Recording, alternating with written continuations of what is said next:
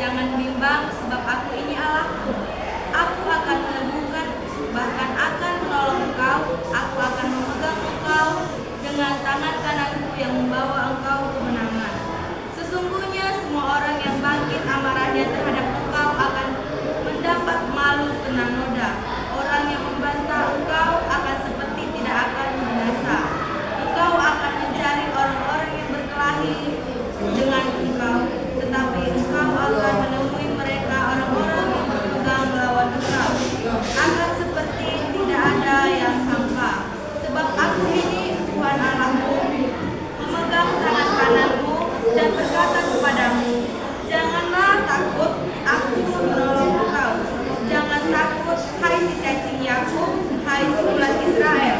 Aku yang menolong engkau, demikianlah firman Tuhan, dan menebus engkau adalah yang Maha Kudus Allah Israel.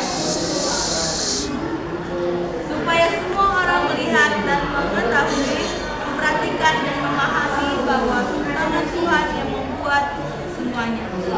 Dalam perikop Injil kita hari ini, dalam firman ini saya ambil ketika Tuhan Yesus berkata kepada kita, jangan takut, jangan bimbang, serahkan semua sama Tuhan, percaya sama Tuhan. Seperti ada perumpamaan yang saya ambil dari kisah kehidupan. Seorang anak memiliki mobil-mobilan atau kereta-keretaan yang rusak ketika dia mainkan. Lalu ia suruh ayahnya, Pak, tolong baguskan mobilanku ini, mainanku ini, supaya aku bisa memainkannya kembali, supaya aku bisa memamerkannya dengan teman-temanku.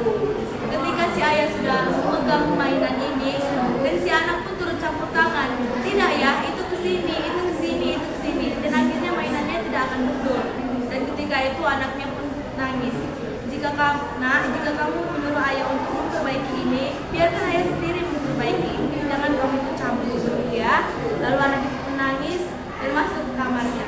Keesokan harinya, ayah pun sudah memberikan mainan yang bagus yang sudah diperbaiki semalaman untuk anaknya. Lalu anaknya pun berterima kasih kepada ayahnya.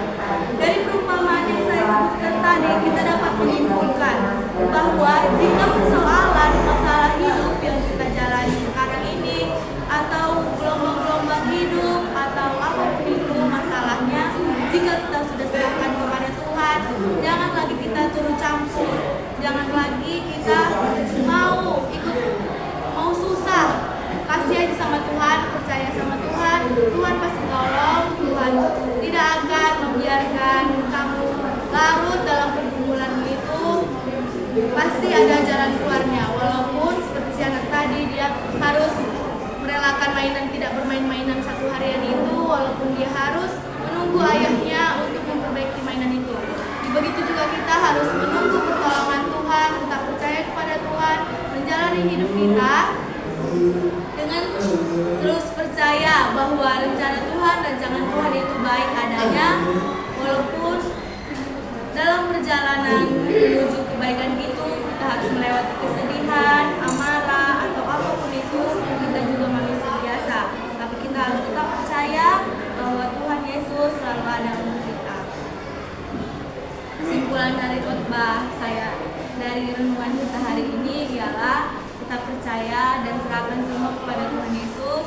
Jangan turut campur, kita hanya disuruh untuk percaya dan terus percaya pertolongan Tuhan